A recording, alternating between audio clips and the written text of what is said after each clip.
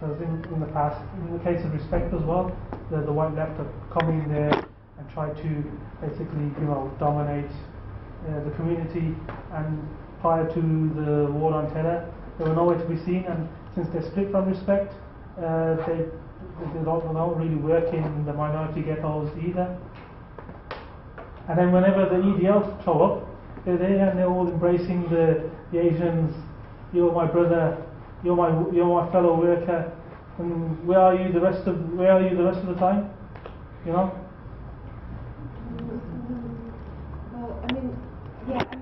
I'm completely in agreement with obviously a lot of what you're saying, which has come out of your experience. And I think from what Anand talked about, that was one of the experiences which led to the formation of the region. So I think you should come back on this.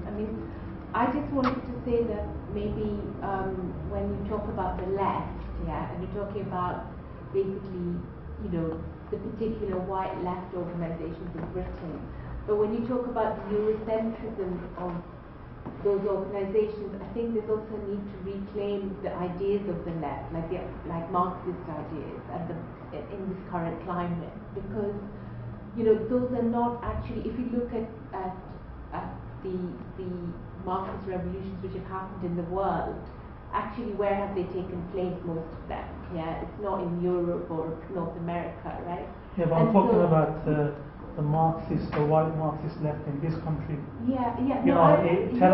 Terrible examples like these bickering in the sex. And in particular the SWP, which unfortunately is going through a rape scandal at the moment.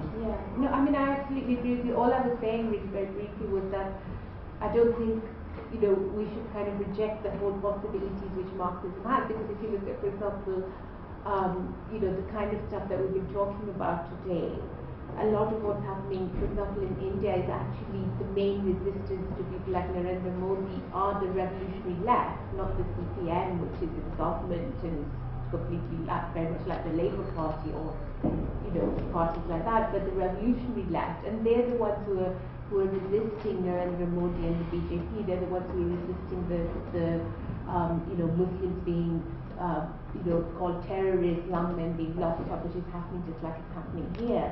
So that's what I mean, that in a way it's about reclaiming, saying to people like the SWP, this is not what we understand by the left. This is not what left organization should be. And in a way that is the kind of thing that I think the Asian youth movement did. And they did draw a lot of inspiration from the revolutionary left, which was mentioned Naxalbari, but those struggles are still going on a much bigger scale now, actually. Just last week there was a huge rally in Patna, which was against communalism, against corporates, against fascism.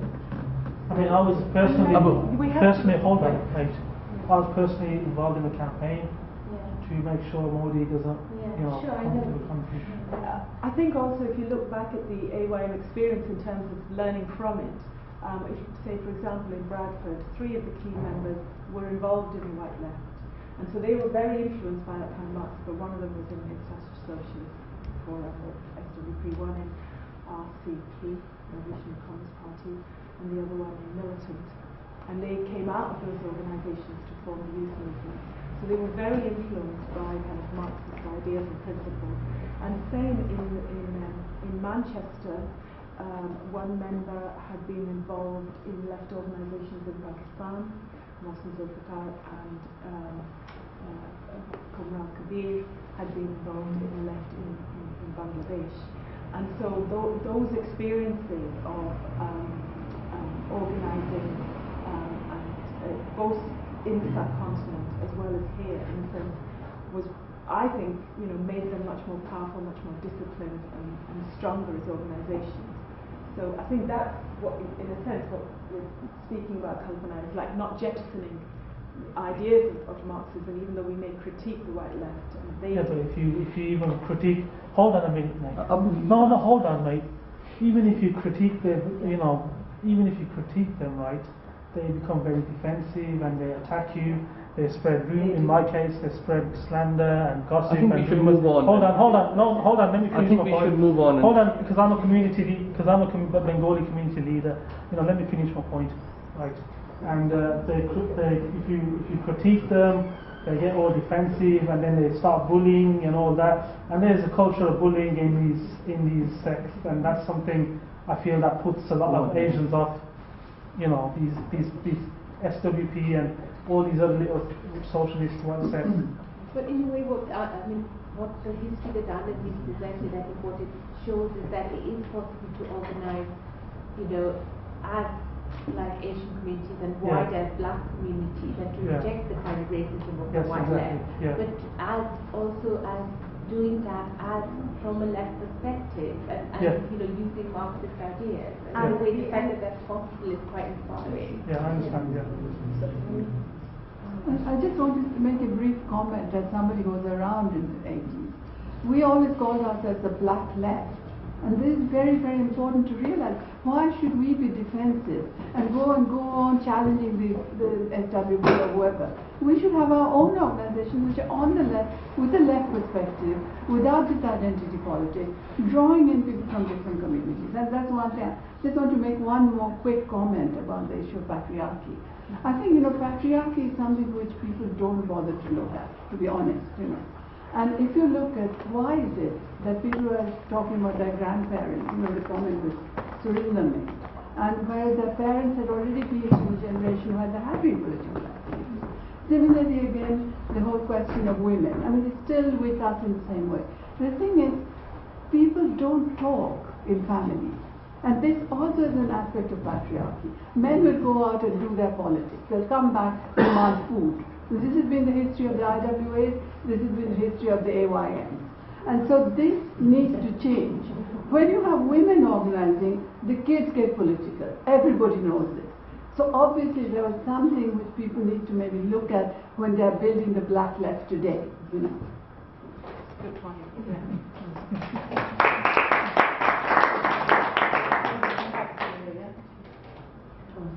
Surendra, and then the back there. Okay, cool. This is something about what you said about the strategies that the state uses abroad, and I was just wondering how far you've sort of reflected upon what happens here as well. The same strategies I think is being used here, and what comes to my mind is the stuff that's happening around counter-terrorism and stuff, where there is that sort of collective punishment, that control orders, and how the families are punished collectively for what has been alleged for their purposes. And also how the state has particularly tried to use Muslim women, organising them to control those in the community, use their freedom, etc. So I think there are some quite questions. No, I mean, I think that's really important, and I think the whole way in which the state has has used the whole question of gender in a particular way is really, really important. I mean, not just, across the world, really, in terms of the war on terror, in terms of the way that, the situation of women in Afghanistan was mobilized as a really cynical way to try and justify the invasion and carrying on in that way. And things like revenge and other strategies which the Home Office and the government has had over the years to really try and undermine communities. It's always, I think it's really important to make those connections. And I think also, one of the things I have looked at quite a lot is the whole question of the way, in terms of, organizations like the World Bank, for example, and the same thing is happening here. They talk about women's empowerment in a huge way. They talk about women's agency, and particularly they talk about, making women into entrepreneurs, through things like microfinance. But it's really all about getting women into global markets and getting getting access to their labor. It's not about any kind of, genuine kind of liberation. It's not even about questioning patriarchy. It's not about questioning relationships within the family. It's this idea that women are going to be really hard workers because they're going to care about their children, they're going to spend on their families and not on themselves. And so we can just use that, we can just exploit that in the name of empowerment. So I think all of these things are definitely very important to me. I've got one all the way in the back. Yeah, thanks very much. I'm very interested in some of the comments by Nala, that's the right name, about this question of international capital moving into the countries of the developing world and buying up land in terms of great agri businesses. Because I actually went a few days ago to a Fabian Society meeting, not one of my favourite organisations, but they had this sort of naive talk about the key thing is encouraging small farming, self-sufficient agriculture. And of course, several people, including myself, made the point that it's not a question of that, it's a question that British foreign policy supports British investments, and it's much more profitable to have large-scale farming and like cash crops, which is still going on today. So I think actually, if you want to develop some sort of critique of the left on these issues, I think you want to really talk about someone like the Fabian Society, who supported the British Empire, talked about socialist commonwealth, or a most vivid example was in 1945 when the Japanese surrendered. The British troops, under the orders of the British Labour government, collaborated with the Japanese soldiers to suppress the Vietnamese communists and the Vietnamese nationalists. So you talk about a critique of the left. I think that's the Labour Party left. And this question of the Islamophobia, for all the limitations of the British left, it is actually construct the Stop the War coalition, which, as we've seen from these events in Syria, has had a limited material impact. And one of its central features was opposition to Islamophobia, and it took that onto the national scale. So all sorts of criticisms and all sorts of things about particular organisations to be made, but it is true in the last 10 years that the socialist left have been very prominent, I'll put it like that, in building Stop the War coalition which fought Islamophobia. So I think we want to get the record rate correct on that. They attacked Selma Yakub. Anyway, leave it. Why leave it? I think they can answer this. They attacked the SWP, a prominent, powerful. Hold on, mate. A prominent, powerful Muslim female figure. The white left attacked her and tried to hush her up. She spoke on a platform. Can we a week ago, the white left suggested that she speaks on is rubbish.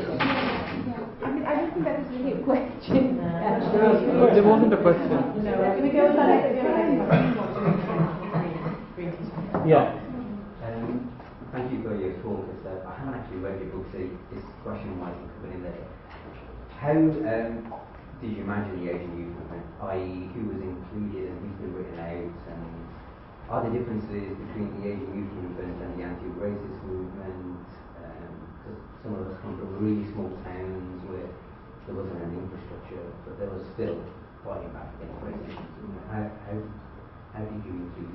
Because it started out as an archive, so in a sense, the framework of the book ended up being based on what I had documented from.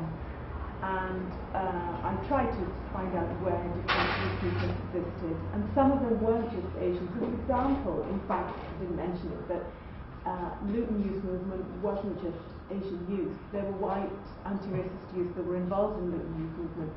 Similarly in Bolton and Blackburn, they were Asian youth organisations as opposed to Asian youth movement.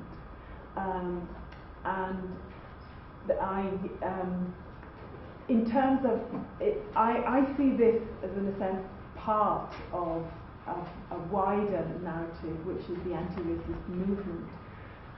So in a sense, I use these organisations, mainly those called Asian Youth Movement, in order to identify the ways in which Asian youth contributed to a broader anti-racist movement, and in a sense building a black identity, mapping out the influence of things like state funding and an anti-imperialist kind of perspective and agenda. So I'm sure there's lots that has not been written yet, and but it's in a sense a narrative which I hope gives an understanding of what a substantial group of Asians wanted to. Yeah, you mentioned about Ghadar that time, actually, restorative blacks, especially Birmingham, they actually initiated. They were in the forefront. And the Remedy strike, and the cable strike, and a lot of other agreements, Summons, and from Pankal Surat, even Mendes from Sri Lanka, they were in front. I don't know how much, because sorry, I haven't read it, how much given their part. With the Cable Brothers strike, I talk about the strike, I talk about the Birmingham Nation Youth Movement, and then I talk about the relationship and the conflicts that happened. But I speak about both Birmingham AYM and Birmingham Black Sisters, as well as IWA being involved in that strike. Yeah, just I think how do we make this accessible to young people is really important, because one of the things is that as the left, the black and white left, we talk to ourselves. And that's one of the off-putting things, and that's one of the most demoralising things, is that it's the same old people having the same old debates among themselves each and every time.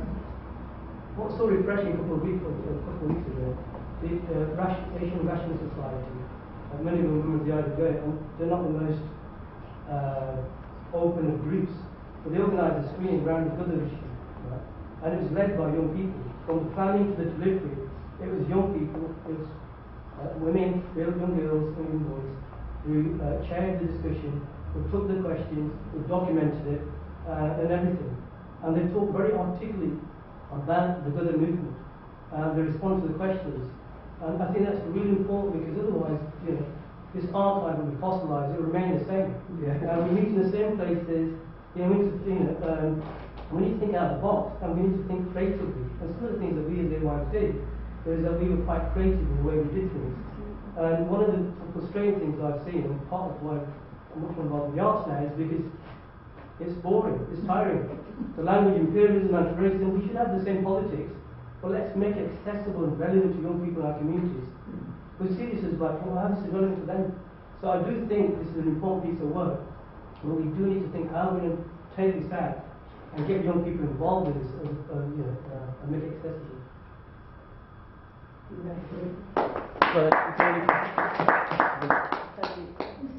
Probably that Bob mentioned. I thought one of the most exciting things that both of you have said is that the fact that most exciting resistance has come from the migrant communities, both here and what's happening internationally. And we should really, come together and try and take that forward in terms of, I think really to build the challenge the forces of fascism in the cover of Modi, because there's so much here that's supporting him, and there's so much of that which is, dividing communities up and feeding the war on racism. I think, the war on terror. I think, that would be really fantastic way of taking it forward.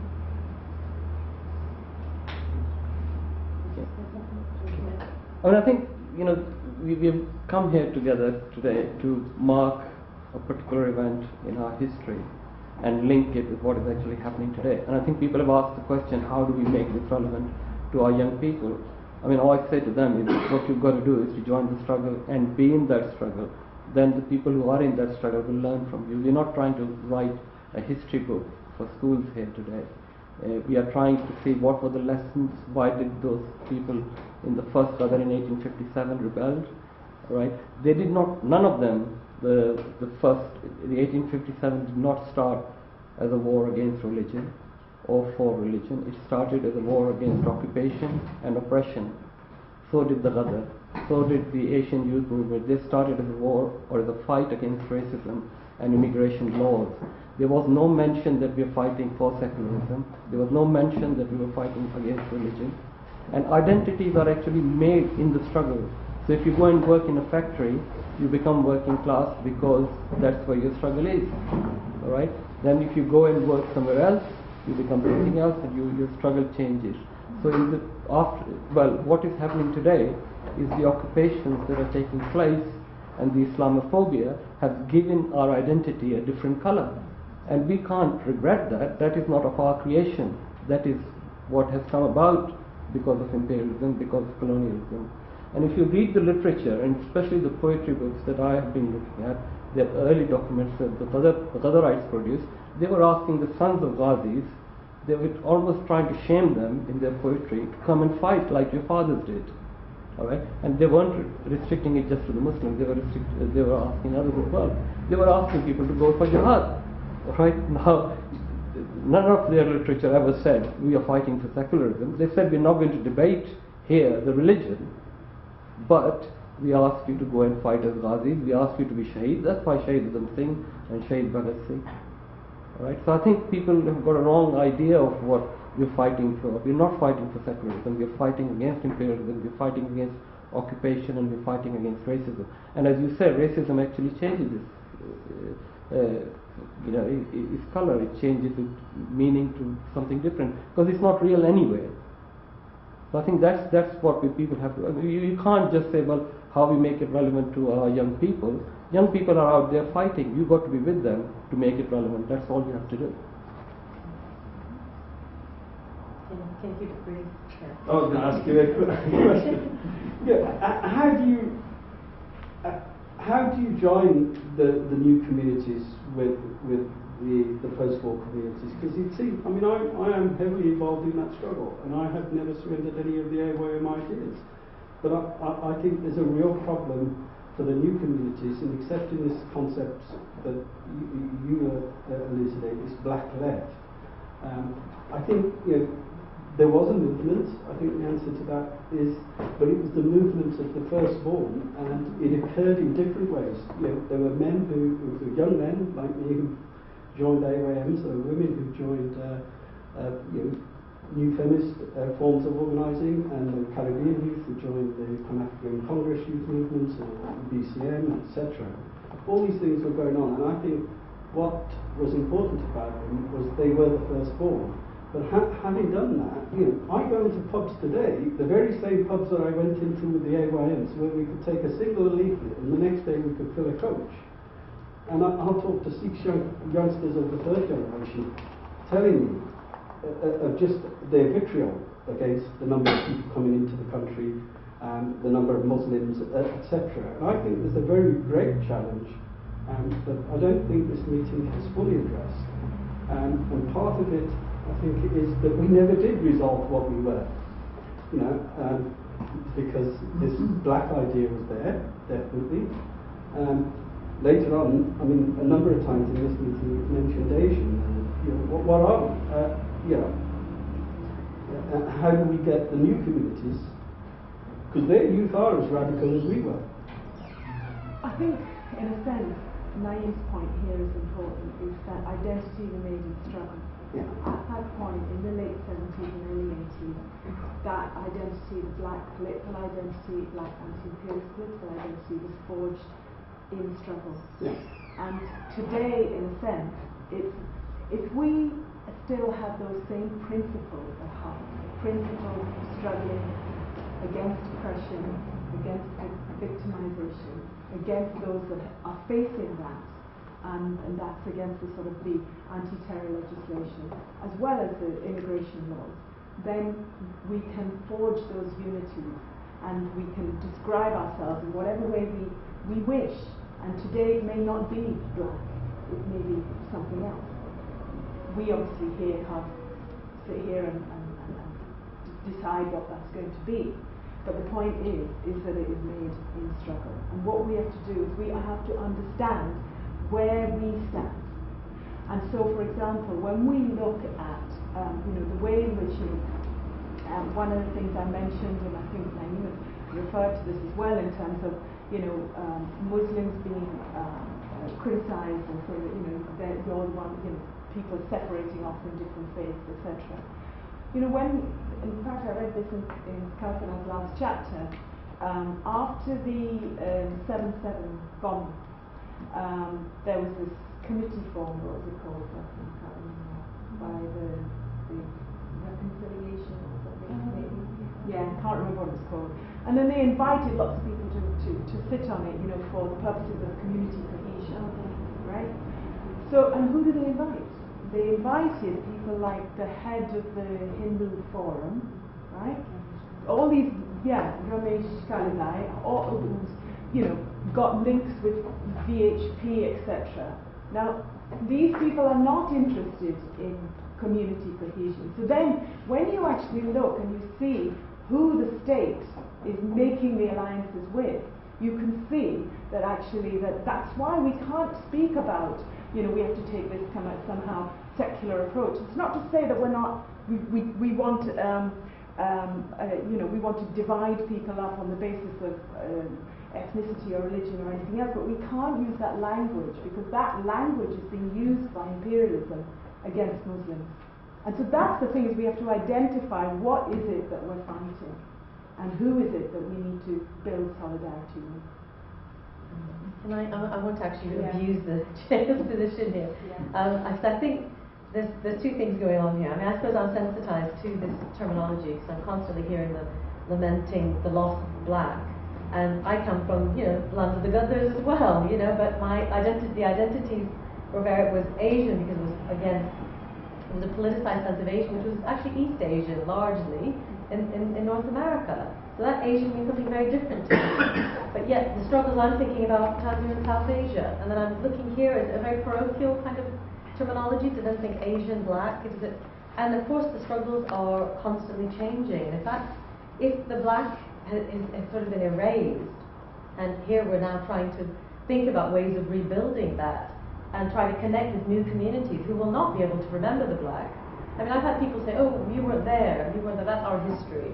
Thinking, well, if you're not going to include me in that history, I can be included in the other history, right? But I may not be included in the AYM history. And I find that exclusiveness very difficult to build new types of movements. And I think that's where I'll bond on the new communities thing, because actually I think it's important to build on the black, kind of in terms of it being a political struggle, a political category, but we actually need to be able to move with it.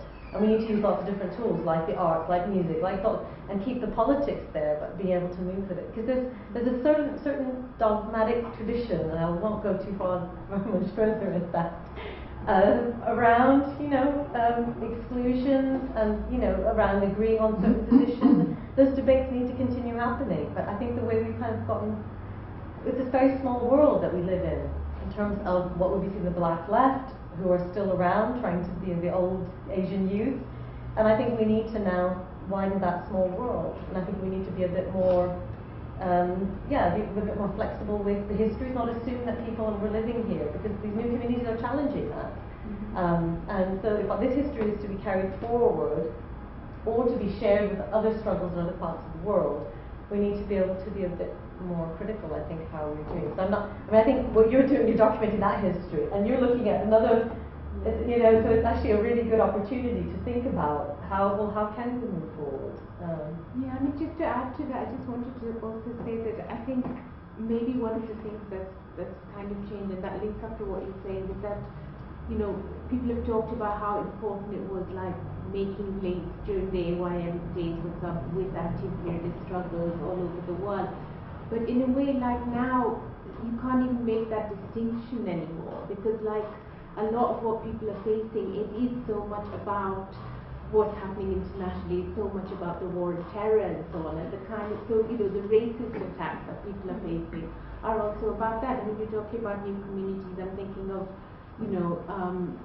like what the Somali youth are facing, in North London, for example, where, just recently somebody who, grew up locally, went to school locally, the MI6 started targeting him to inform on his, the people that he'd grown up with, to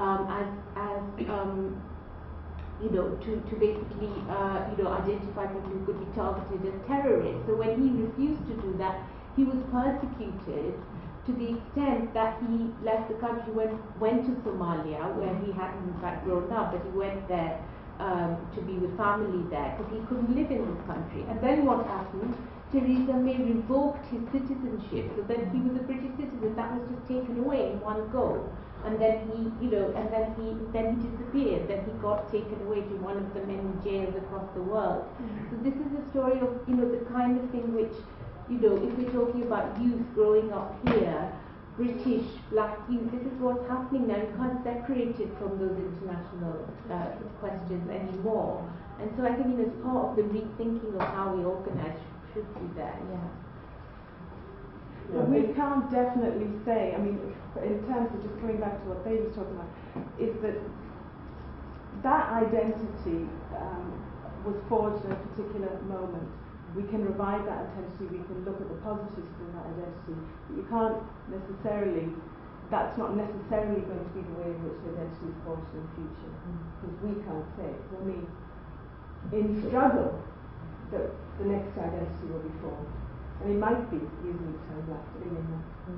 And it would be taking the critiques with it, so it Absolutely, would possibly sure. being different types of struggles, Yeah. I think the key feature of that period is that we found common cause with the communities. We brought communities together. We built unity and struggle. It wasn't in the abstract. When we sat with, there was a formal alliance called between ADRP and PDB at one stage. We had joint study groups. We learned about Africa. We read all the key textbooks and stuff like that. Right? So it was in struggle. And it wasn't just at that period. In the 90s, when we were living in Manchester, I was one of the founding members of Black People's Alliance, which originally set up Jagmohan Joshi. Way back, we took inspiration from it. And this was the 90s, this is after fragmentation began to happen and interposed throws. It was Africa, the Asian youth, it was in response to the brutal murders leading of the Mohammed Sabah. We blocked streets. The largest street procession in the history of Manchester, taxi drivers, did that in the 90s. So it was activists who bring communities together in struggle who do that. When we moved to Birmingham, we set up the South Asian Alliance. We were concerned about communal divisions. We were concerned about what's happening in India and Gujarat and the way that's surfacing here. We were concerned about India and Pakistan about to go to war. And so we felt that given that legacy, that history of the alliance, we felt that it was our duty to mobilise, bring people together. And then we got people like Faisal involved with a different generation. And again, the lessons were how to be involved culturally, and so people said they set up a micro Inqilab. DJs and a whole heap of people got involved. It's very difficult. It's easy to have one-off campaigns. It's labour intensive to build organisations, right, and to sustain those organisations. And to cut the knife in contemporary climate means you have to remain sharp and active, and we have demands, all sorts of things like that. But the key thing for me of that particular period is finding common cause. And one of the things that Stop the War Coalition did, during that time, we said artists against the war. We said the Muslims are anti-war anyway. We don't need to be in the Muslim communities. We need to be amongst the Afro-Caribbean communities, amongst Indian communities, amongst the whites. Yes, we were interested in recruiting the Muslims, and what they did was strengthen Muslim Association of Britain, all the reaction forces. But the challenge that we faced was to mobilise those communities who saw it as a separate struggle. So that fragmentation sometimes was activists. We pandered to those things, rather than to bridge those communities and bring communities together. I think we must not forget the state has a role, and those reactionaries or whatever terminology you want to associate with them, that they do take on the beginning of a route that they think that would mobilize communities. And I just come to Lucy's point about how do we get some new generations of people. I mean, if you live in an area like where I live in, the most prejudiced issues is South Asians against, or Kashmiris or Pakistanis against the Somali community.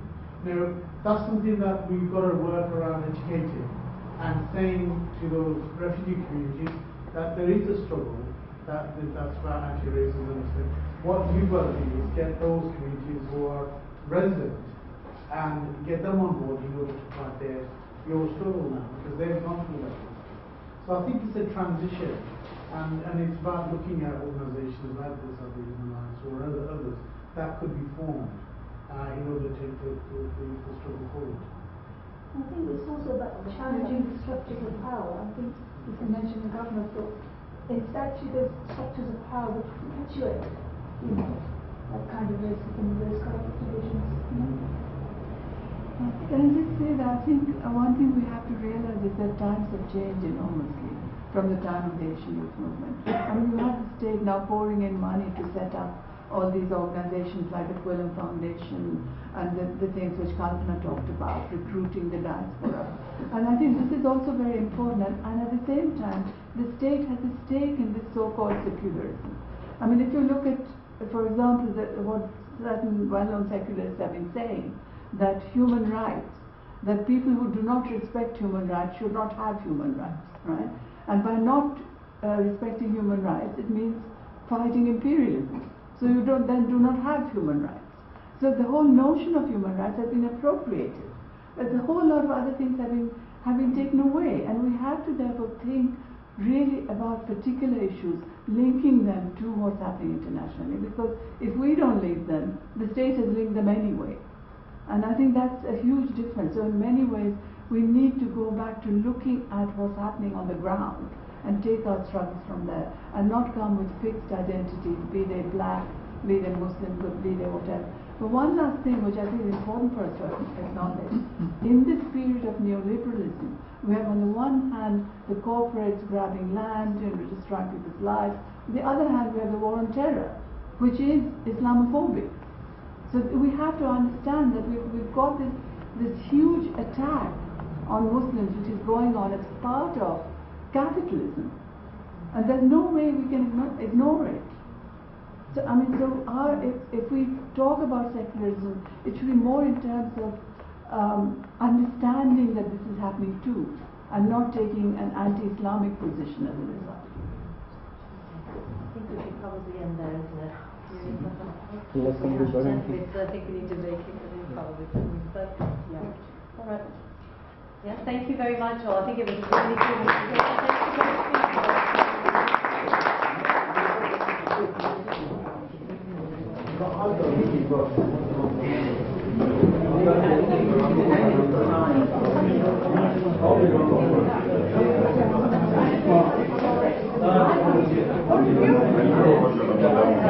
I think I'd love to have the debate on, because I think one of the things, here's why I asked another question of every AYM person I ever meet, claims to have had some presence in AYM. If I said to them, at some point or another, whether you are today or not, were you not a Marxist? Right? 100% would answer yes. That's the problem.